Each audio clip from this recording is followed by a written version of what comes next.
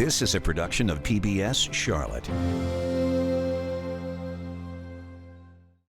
Just ahead on Carolina Impact. Come fly with us as we take you out to the Carolina farms where crops are grown with a drone. I'm Jeff Sonnier with a story you'll only see on PBS Charlotte. Plus, a passion she couldn't let go of, how a Fort Mill chef follows her dreams while teaching others about Indian cuisine.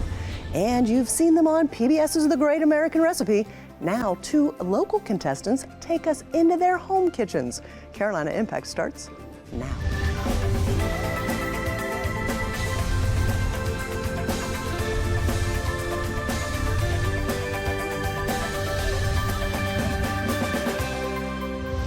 Good evening. Thanks so much for joining us. I'm Amy Burkett. Drive an hour from Charlotte in any direction, and chances are you'll probably find yourself on a farm. We're a city surrounded by agriculture, but farming here in the Carolinas isn't what it used to be. This week, Carolina Impact's Jeff Sonnier and videographer Marcellus Jones show us how today's farmers are using new drone technology to grow better crops and bigger profits with the push of a button and the whoosh of a propeller. Yeah, our story starts here in Shelby, where we're surrounded by about 40 acres of soybeans. Now, there's a lot of ways to farm a crop like this. In the old days, they used mules. Today, most growers use tractors. But for a few, well, they're trying something new. How about a crop that's not just homegrown, but also drone-grown? Come fly with me, let's fly away. From 100 feet away, we're watching this farm drone spray acre after acre, row after row. The crop itself about 12 feet below. Come fly with me, let's fly away. You're gonna be flying across the field spraying and checking for weeds at the same time. And that's the voice of Tucker Green, who's also watching on his screen. You know, I can see if we've got a weed problem or if we've got a grass problem. If something's present, I'll be able to see it with this camera. Come fly with me, let's take off in the blue. If you told me when I was 18 years old I'd be selling drones and flying drones to spray crops, I'd have called you crazy. But today, Green's family grows 4,000 acres of corn and soybeans on this 7th-generation farm, using a new generation of farm technology that's actually cheaper than the old way to spray. Okay, you're saving money on yield, you're not damaging your crop by running over it, but at the same time, you're not burning hardly any fuel. I have batteries that I charge when I'm spraying with the drone.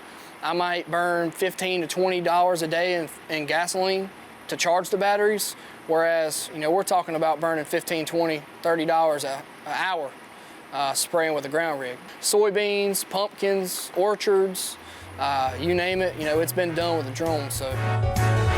Come fly with me, let's fly away. Oh, come on and Now we've got some water transferring over into the drone here. Green shows us what he shows other farmers who come here to learn how it's done, from tanking it up.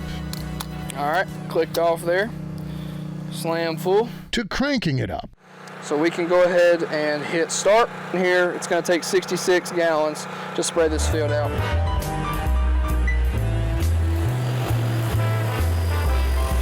And it does stir a little bit of dust up. Now this drone is actually smart enough to know where it's gonna run out of liquid at based on how much is in it. And it's keeping up with all that fully autonomously. I'm not adjusting any height, I'm not adjusting any speed. I can adjust that if I wanted to. I can slow it down, change my application rate, height, droplet size, all that stuff I can adjust on the go while it's flying. But from there, it pretty much takes care of it itself. Green adds that his drone not only flies itself, but it also pays for itself, especially compared to traditional ground sprayers that cost at least 10 times more. All the way up to, you know, $750,000 if you want to buy a new one. What's a drone cost?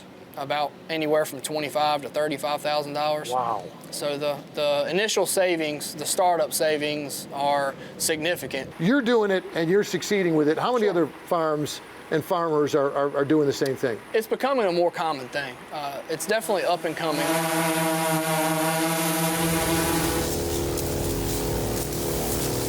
But what about the smaller farms, where some spraying is still done by hand? Well, here at St. Paul Mountain Vineyards in Hendersonville, they found out you don't have to buy a drone to try it with. So This field here is 3 acres. We're not having to pull a tractor and a big sprayer, big tanks. Instead, the winery hired Chris Plummer, a drone sprayer from South Carolina, who brings his drone to them. We're doing avian control to help keep the birds off the vines. Gotcha.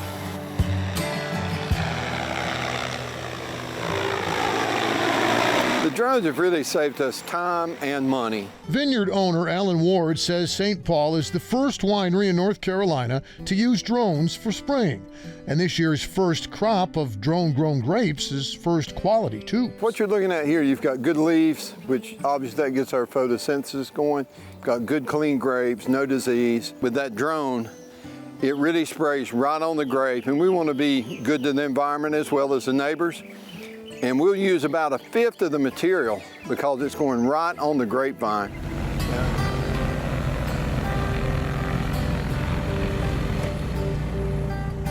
You're a traditional winemaker. Was it difficult picturing this kind of technology in your vineyard? You know, early on, I had my doubts. Yeah, I was skeptical. Talking about it is one thing, but actually pulling it in and doing it is another. But the ultimate goal is clean fruit come September. So I'm hoping if we can get there with the drone, then there's no problem. Even if it was a little more expensive to get them here, I think we would still do it. Right. Because of the effectiveness of it.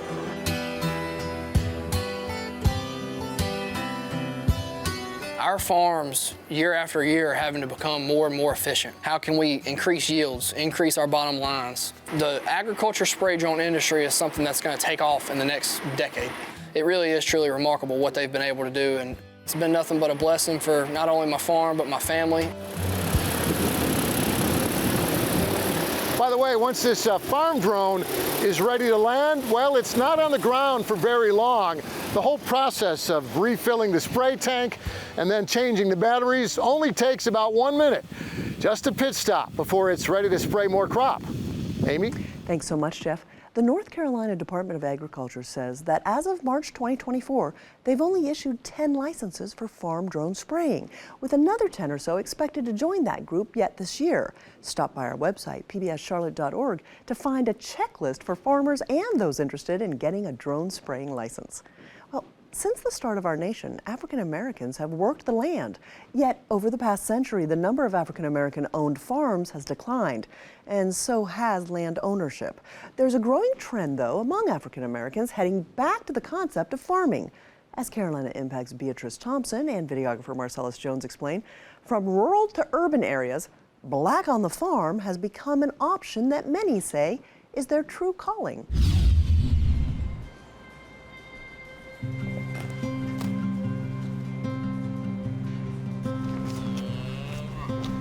A gentle farmer. I just love introducing this way of life to other people. Cutting grass and trimming trees and doing bushes and stuff. And we started thinking, like, we need an area to grow food. We want to have food for our family, especially for our children.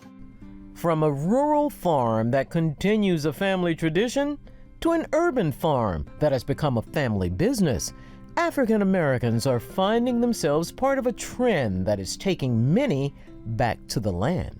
I was married into the family and learning, being so intrigued, right, about the farming aspect and the history of Massey Farms. The Massey Farm in Chester County, South Carolina has been in existence for 5 generations. But across the country, the share of Black farmers and farms has declined significantly over the last century. Today, just 1.4% of farmers identify as Black.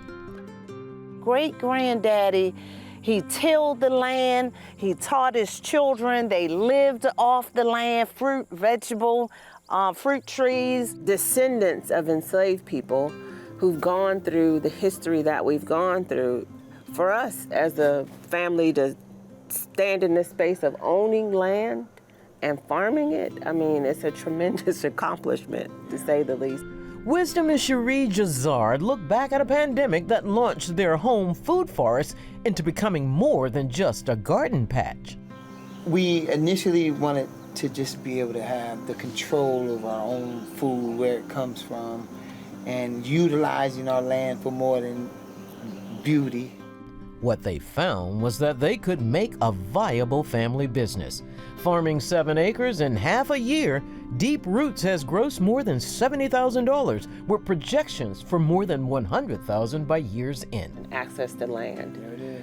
Access to land, you can easily get the knowledge, right? You can get the support from other farmers in this region, but if you don't have land, you can't grow. Accessing land and money can be barriers. The history of the federal government, the USDA, and black farmers has not been an easy one. Many black farmers have fought policies that kept them from receiving government loans like other farmers. And we're going to seek the support of the USDA and the Farm Service Agency. As a matter of fact, I serve as an advisor on the Farm Service Agency board because I needed to know what y'all talking about so I could share it back with the farmers who didn't have that access. Both sets of farmers point out individuals have to educate themselves, not only on the business side. Before we started the farm business, I took like 12 months of going to different farmers markets. So like studying who is farming in our community and what are they bringing to market and where are the markets. But the nuts and bolts of agriculture and the care of animals. When you live here, you gotta learn what all it is about, right? So I attended South Carolina farmers education, and I became a new and beginning farmer. Are they? And running too. Look at.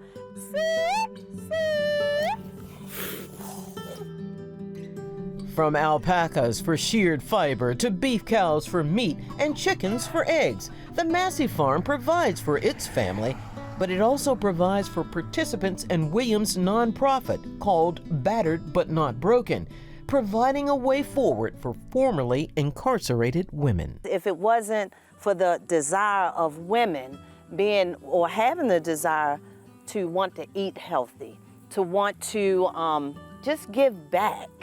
So we come, we harvest vegetables, and we give it to local food banks. In Mecklenburg County, the Jazaras decided Deep Roots needed to go deeper into the community. That's like a strong passion of ours. Yeah. We were able to inspire it in our own children. Our son works here full time now, and he's 19, and he knows this is the path that he wants to take.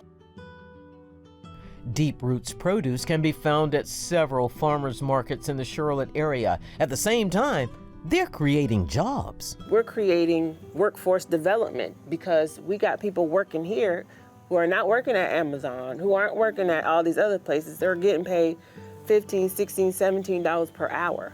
From feeding and taking care of animals to harvesting foods to take to market, each farmer has their reasons for choosing this life. To see and feel putting my hands in the earth, in the soil, and what it did to my spirit. Not just grow more vegetables, but grow more farmers. And they want others to know their way of life is more than a caricature of a barnyard. For Carolina Impact, I'm B. Thompson. Thank you, B. We also discovered there's a local group of farmers called Growers Network, which help people learn more about urban farming across our region. Next, we move from growing food to making yummy dishes. It took one local woman a while to find her way back to her passion of cooking, but as Carolina Impact's Dara Khalid and Russ Hunsinger show us, she's found the ultimate people magnet. Laughter has a special way of bringing people together. This just so happens to be 17 years worth of laughs that Santoshi Radhakrishnan and her husband Suresh share at their dining room table in Fort Mill.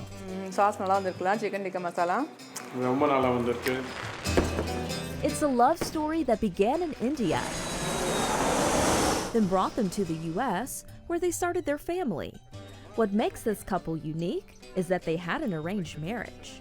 When I tell that my marriage is an arranged marriage, people get really fascinated. Like, how do people marry someone they never knew before? The answer is, it's a very detailed process. Santoshi says it began with her husband's family selecting her picture from a matchmaker. Next, they went to an astrologer to make sure the couple's horoscopes lined up. Then, they reached out to her parents to schedule a date for the couple and both families to meet. When I saw him for the first time, I just heard this. If you're going to miss this person, you're going to miss something really precious. I just heard it. I believe it's a sign from God. And then I knew this was the right person. And nearly 2 decades later, you can still feel the love she has for her husband as she adds the perfect amount of spices to one of his favorite dishes, chicken tikka masala. You see, Indian cooking is all about the spice. That's something she learned from her mom as a child. I started to cook when I was maybe in middle school, I guess. I love cooking. I don't really understand or know how it happened, but I just always felt like cooking fascinates me. It's magical. Like many parents, her dad had his own dream that he wanted her to pursue, chemical engineering. He thought that it would be a better option for me, and I get it because he believes that it's a great opportunity for me to study chemical engineering, get a good job. And I understand that, but my heart always kept going back to cooking. Then one day, she got the idea to host cooking classes. Welcome to Santoshi's kitchen. Allowing her to do what she loves and still have time for her family. To me, it's a great happiness, to watch her grow, watch her do her career.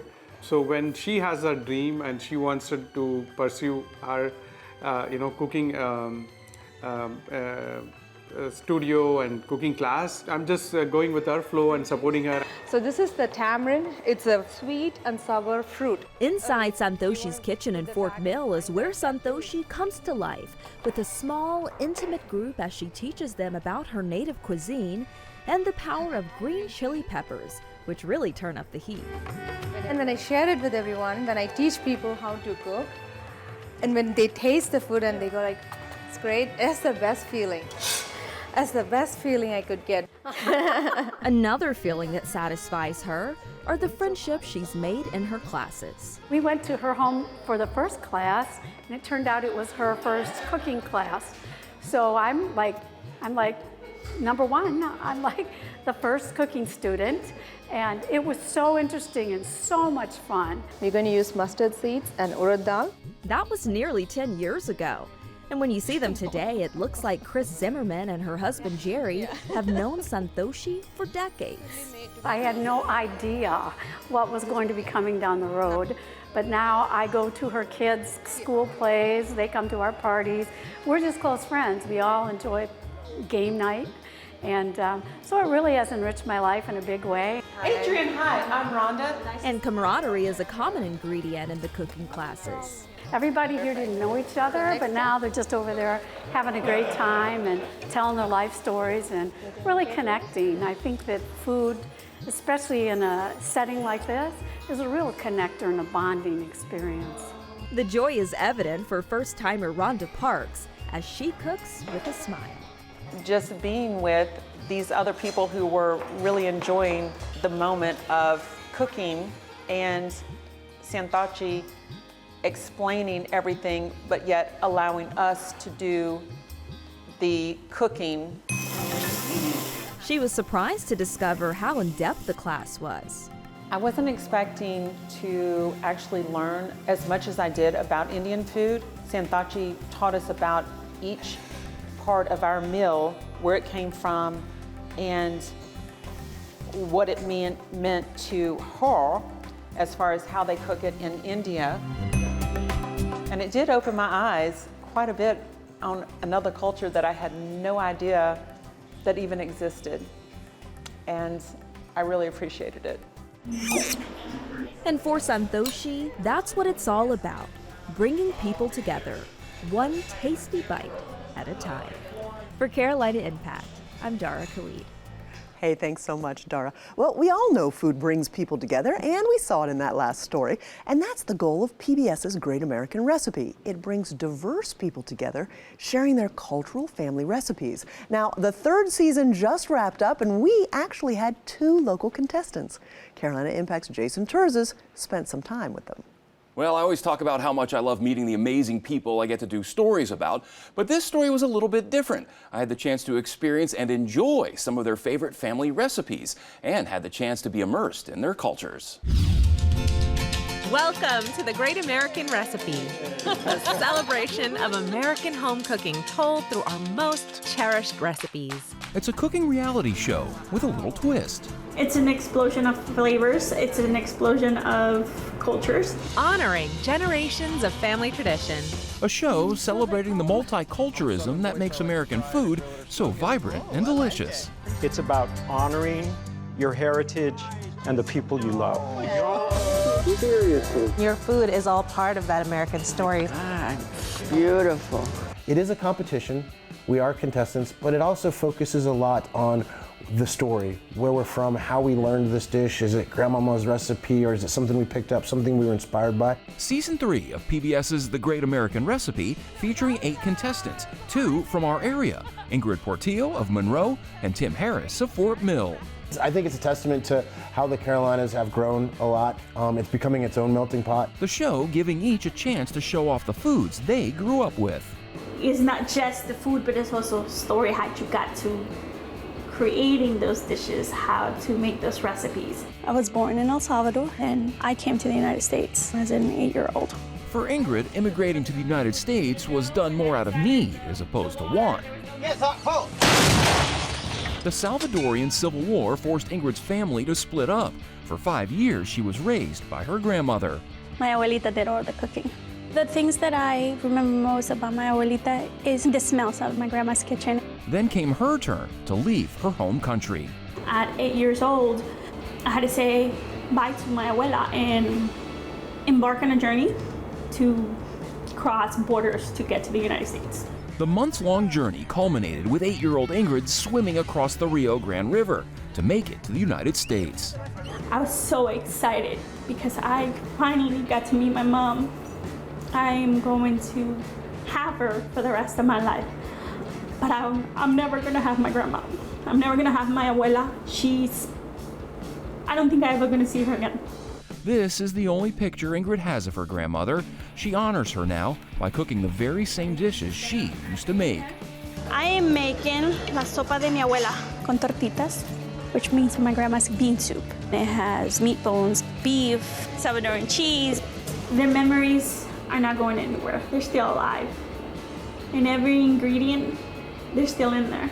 Ingrid is now passing down her grandmother's family recipes to her own daughter, 15-year-old Luna. This is what I love about home cooking. This right here, teaching the new generations. It brings me a lot of pride because, you know, I've always grown up being very sure of like the person I am and the type of people my family is a part of. So being able to share recipes and stories, it really helps me connect with my culture and my family. I think it's fundamental for development, to build close bonds with your children, to remember where you come from. With 32,000 followers on Instagram and more than 400,000 on TikTok, Ingrid caught the eye of producers from The Great American Recipe. When I got there, I didn't know what to expect. And I was like nervous, but I was so excited. I love how you have all of these kind of textures, and then you have like this nice fried component too. Right now I am cooking some bacon. My name's Tim Harris. I live in Fort Mill, South Carolina. I'm 45 years old, and I'm an insurance auditor. Tim Harris's love for cooking is something he only recently fully realized. A longtime grill master, it wasn't until the COVID lockdown, working from home, and all the negativity he was seeing online that sparked a new interest. So I was joking one night about, like, I'm gonna take it back old school, and I'm just gonna start taking pictures of what I'm making for dinner. And it kind of just opened up into this whole community of foodies and chefs and food products and techniques. I would say that's when I noticed that there was passion behind his cooking and that he really wanted to pursue it in a bigger way. Tim's social media posts of the dishes he was creating started leading to opportunities. He ran down the stairs and he was like, this person sent me a message in my DMs. He's like, this can't be real, right? And I was like, no, it's definitely fake. That's definitely not somebody reaching out to you for like legit opportunities on this. And he was like, well, I'm just gonna message him back. And I'm like, okay. That opportunity was legit. a spot on Guy Fieri's Grocery Games, which he competed in last season. So luckily for me, everybody had reached out to me, even to be on the Great American Recipe. Somebody reached out to me and was like, hey, have you heard of the show? Like, yes, I've heard of the show. Would you be interested? We're casting for it. Like, yes, what do I need to do? Let's do it. So I've been very fortunate. What I'm making here is some southern fried flounder with some cheesy grits, and we're gonna finish it off with some sauteed mustard greens. So I was really glad that I could represent the South Carolina, the Low Country, with some of the recipes that I grew up with and what I call home. Each week, Great American Recipe contestants competed in 2 challenges. Unfortunately, though, for Ingrid, she had to leave the show after just 2 episodes due to personal reasons. Tim went on to win both challenges in episode 4, first for his grits casserole, with country ham, spicy sausage, and bacon in there. Wow. Okay. and then his raspberry tartlets. I love how crisp but delicate the crust is. I love the amount of raspberry filling you have because it's bright and tart. It's excellently made. But despite winning those 2 challenges, Tim was not selected to be among the top 3 to advance to the finals. Winning was first priority, but more importantly to me than that was making sure that I represented South Carolina well and that I made South Carolina proud. I just fell in love with both of them. What's up next for them? Well, obviously they love cooking so much. That's what they're going to keep on doing, cooking, creating, and sharing what they've learned with others. Tim says he's not really interested in doing a restaurant or even a food truck, but does like the idea of cooking for smaller groups and possibly even doing a cookbook for kids.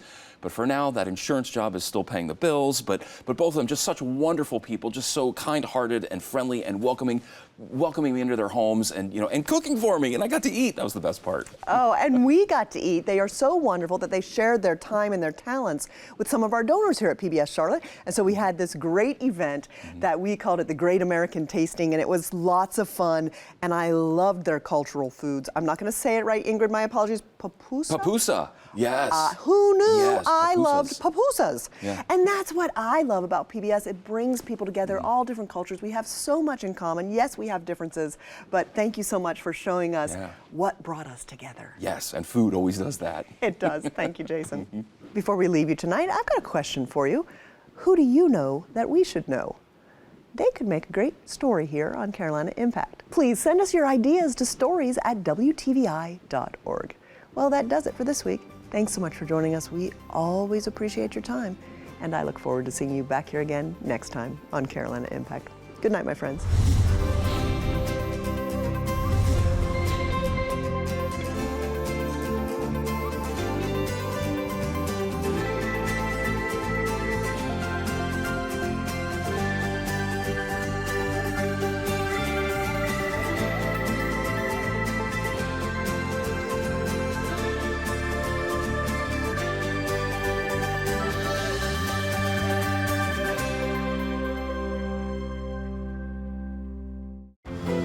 This is a production of PBS Charlotte.